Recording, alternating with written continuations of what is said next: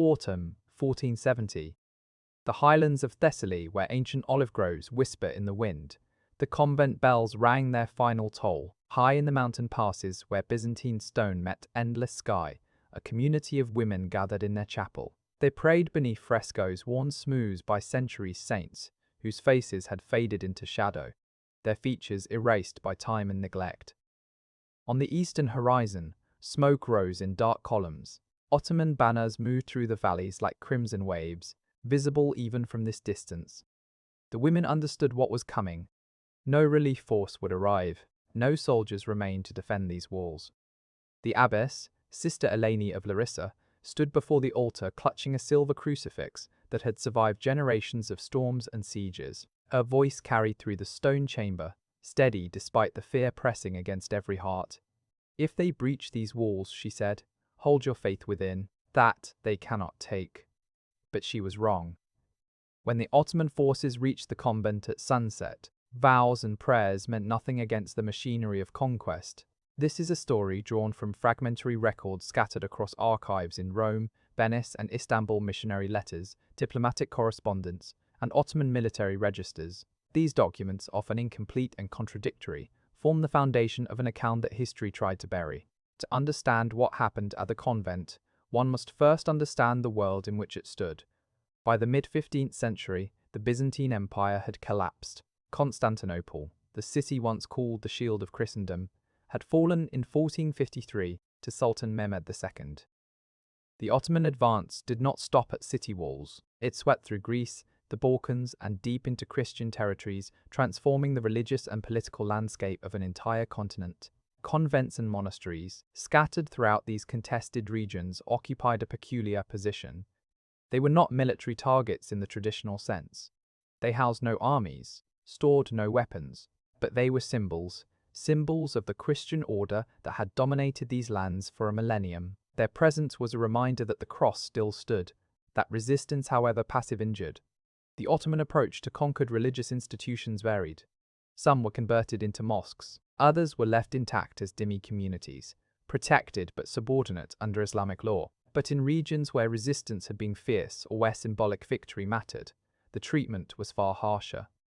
Buildings were destroyed, religious artifacts were seized or melted down, and those who served in these institutions, monks, priests, nuns, faced a choice that was often no choice at all: conversion, exile, or death. The convent in Thessaly had survived decades of border skirmishes and shifting allegiances. It was not wealthy. It possessed no famous relics or political connections. It endured simply because it had not yet mattered enough to destroy. But in the autumn of 1470, as Ottoman forces moved to consolidate control over central Greece, even this remote sanctuary became a target. The assault came without warning. Cannon fire shattered the gates, a demonstration of power more than military necessity. The walls, already weakened by age and weather, collapsed under the bombardment. Inside, the sisters attempted to hide their sacred objects: embroidered vestments, illuminated manuscripts, fragments of saints' bones wrapped in cloth. They buried these treasures beneath the chapel floor, believing that even if their lives were lost, their faith might somehow endure. But the soldiers who entered were not interested in treasure. They were interested in submission. The convent was not looted in the traditional sense. It was methodically dismantled. Religious images were defaced. The altar was overturned. The cross that had crowned the chapel for generations was torn down and carried away as a trophy. By dawn, the structure was a smoking shell. Its roof collapsed, its walls blackened by fire. The surviving women, 22 in total, were gathered in the courtyard. Ottoman officers questioned them through interpreters. They were offered a clear choice: renounce their faith and accept Islam, or face the consequences of defiance. This was standard practice in Ottoman conquests. Conversion was encouraged, sometimes through persuasion, sometimes through coercion.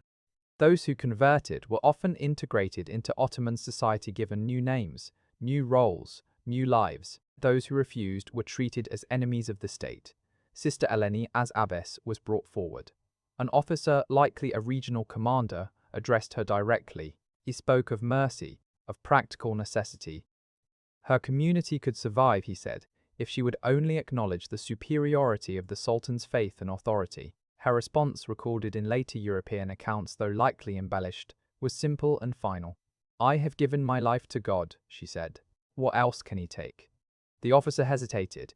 Whether from respect, uncertainty, or simple indifference is impossible to know.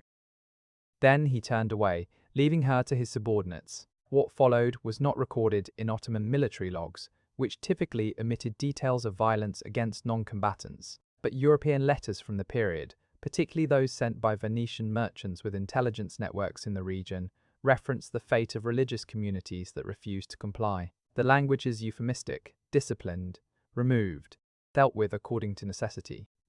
Sister Eleni's name, however, did not disappear entirely. It surfaced decades later in Greek oral traditions and in letters written by escaped captives. She became a symbol not of martyrdom in the traditional sense, but of resistance through faith. The abbess who would not kneel. The remaining women were not executed, they were taken. This distinction is crucial. In the Ottoman system, captives were valuable. They could be sold as slaves, used as laborers, or if they possessed education or skills, integrated into imperial service. The women of the convent fell into this category. They were educated, literate, accustomed to discipline and routine. These were qualities the Ottoman court valued. They were marched south toward the Aegean coast, a journey of several days through terrain that shifted from mountain passes to coastal plains. They walked in chains, watched by mounted guards. The conditions were harsh, limited food, no shelter, constant surveillance. When one woman collapsed from exhaustion, another would help her rise, adjusting her veil so it would not be trampled. Small acts of dignity in a world stripped of mercy. After a week, they reached the port of Volos. There they were loaded onto an Ottoman galley bound for Constantinople. The ship was designed to transport cargo and prisoners cramped, filthy and suffocatingly hot below deck. The women were shackled to benches alongside other captives, Greek merchants, Serbian peasants, Italian sailors. The voyage lasted 12 days. An Ottoman shipping manifest, discovered in Istanbul's archives in the 19th century, lists the cargo from this voyage: spices, textiles, coins, and religious captives, 22 females. Thessalian origin. This document, mundane in its bureaucratic precision, confirms what legend had long claimed: the women existed. They were transported, and they were recorded not as individuals, but as property. During the voyage, the women maintained their discipline. They prayed silently, their lips moving but no sound emerging. The youngest among them, a novice named Magdalena, whispered psalms late at night when the guards were not listening. Other prisoners, men who had lost everything, turned their heads to listen. In that moment, despite the chains and the darkness, something intangible passed between them, a reminder that they were still human. When the ship entered the Bosphorus and the skyline of Constantinople appeared on the horizon, the women saw the city that would become their prison. Domes and minarets rose against the dawn, glowing with reflected light.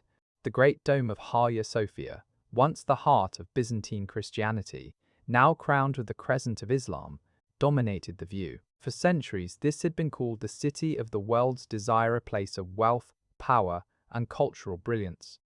Now it would be the site of their disappearance. From the docks, they were marched through narrow streets lined with markets, workshops, and crowds.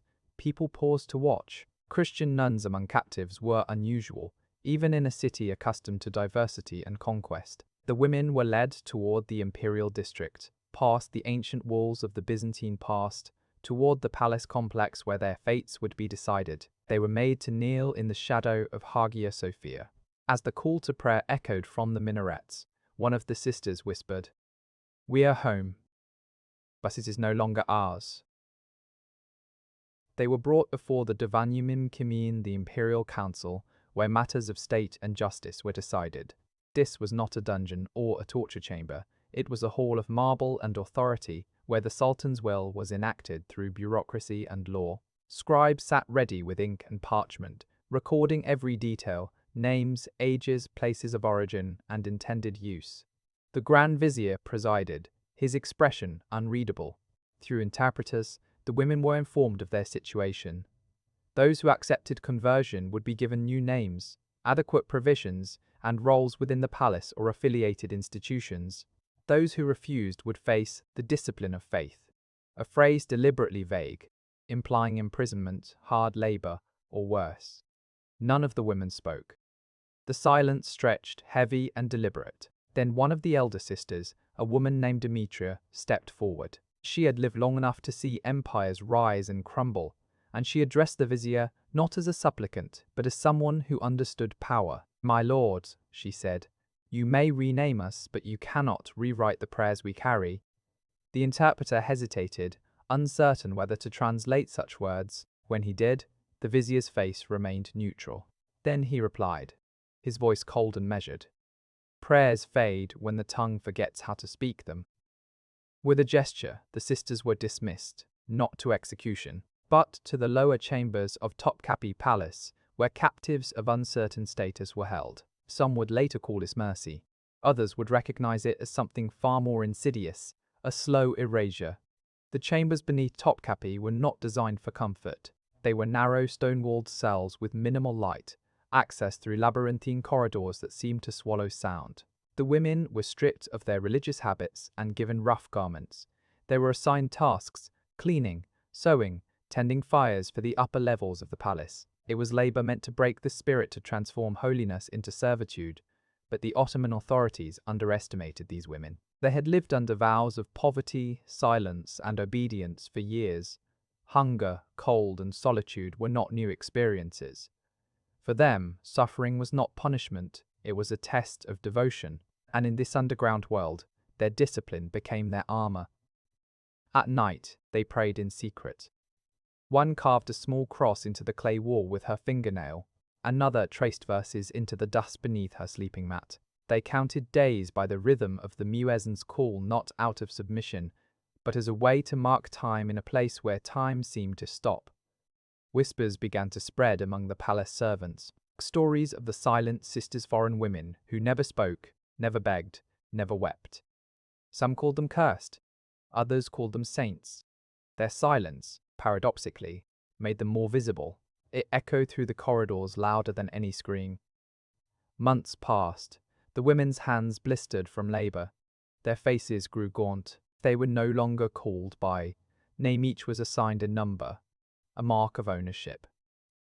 The empire believed that time and deprivation would eventually bend even the strongest will. Then came a new approach, persuasion disguised as kindness. Food improved. Small comforts appeared: oil for lamps, cloth for warmer garments. Learned men from the palace came to speak with them gently, offering philosophical arguments. "Your God and ours are not enemies," one imam said. "Accept our way and you will be free." But the women understood what that freedom meant. It meant forgetting who they were. It meant erasing the memories of their sisters, their prayers, their abbess who had died rather than submit. To forget was the one sin they could not commit. Sister Magdalena, once the youngest and most frightened, began to emerge as their spiritual center. She whispered fragments of scripture from memory, verses half forgotten, reshaped into prayers that kept them alive. Even incomplete, even imperfect, the words endured. When persuasion failed, the masks came off. The small comforts vanished. Food was cut. The visits stopped. One by one, the women were taken to a separate room where scribes waited. Each was told to repeat a single phrase of submission. Those who did were led away clothed in silk, given new names, absorbed into the palace system. Those who refused disappeared into deeper chambers. 2 sisters, twins from Corinth, finally whispered the words.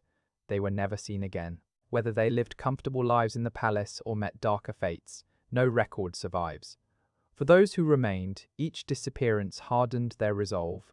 Sister Demetria, who had once spoken boldly before the Grand Vizier, grew thin and pale. When guards demanded her name, she smiled faintly and replied, "Call me Silence." Her defiance became contagious. From that moment, none of the remaining women spoke to their captors again. When questioned, they answered only with stillness. And in that stillness, they reclaimed what the empire thought it had taken: control over their own souls. Official Ottoman records mention them only in passing. Foreign captives, unresponsive, unproductive. To the bureaucrats, they were failed conversions, a waste of resources. But to history, they became something else. Living proof that faith could survive where walls and chains could not.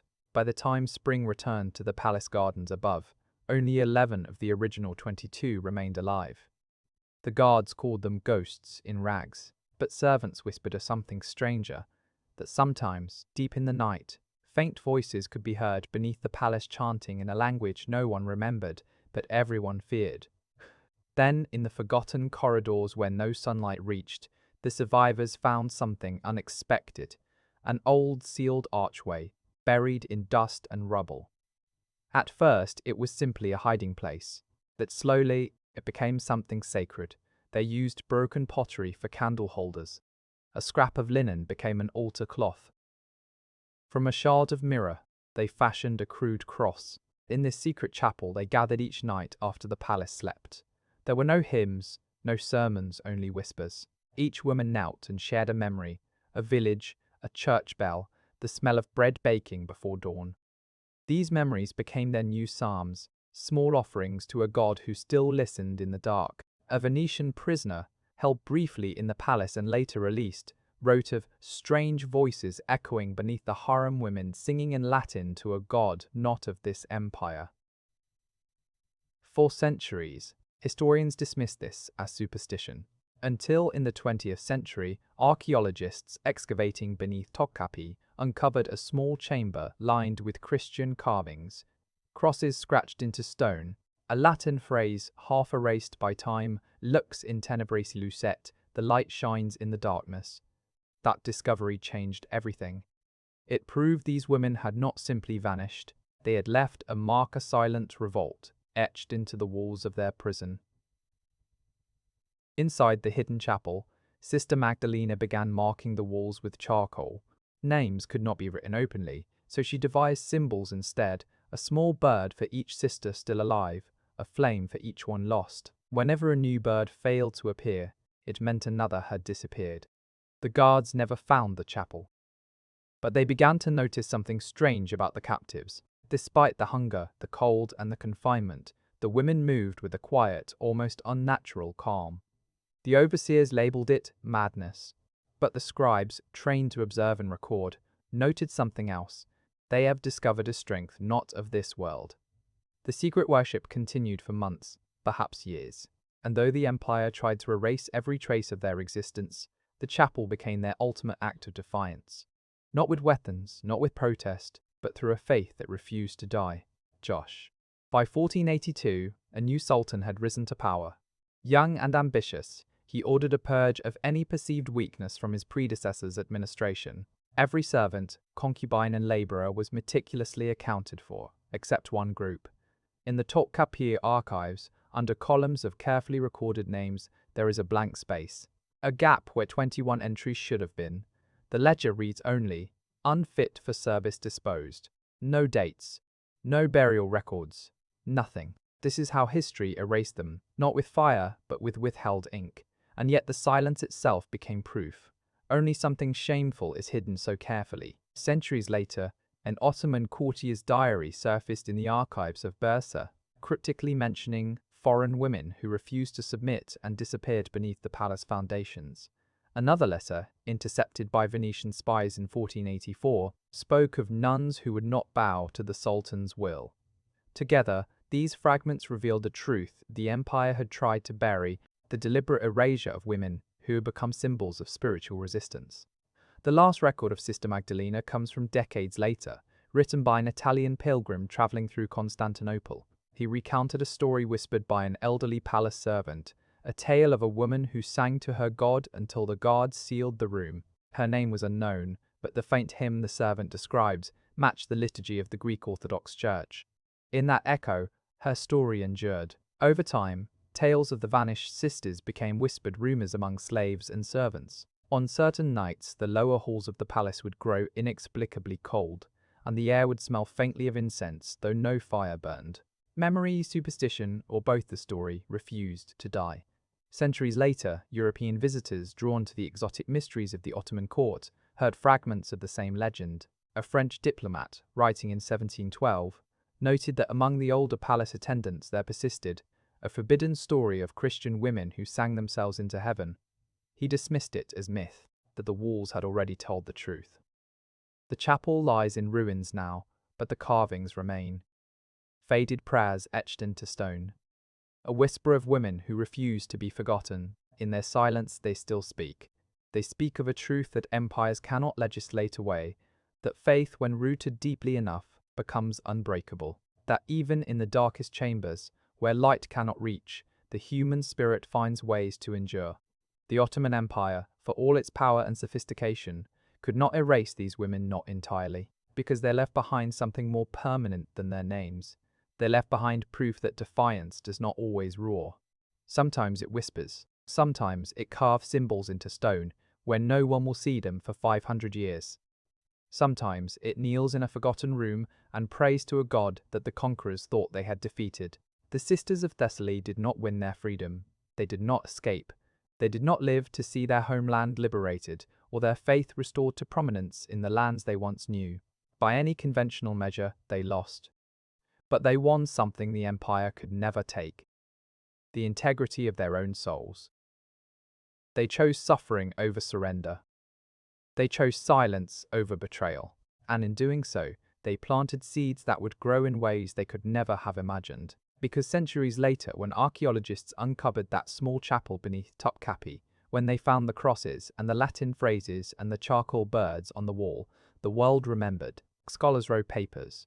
Documentaries were filmed. Their story, once buried, was exhumed and given voice. And in that resurrection, they achieved a victory more complete than any military triumph. They proved that truth, no matter how deeply buried, eventually finds its way to light. The light shines in the darkness, and the darkness has not overcome it.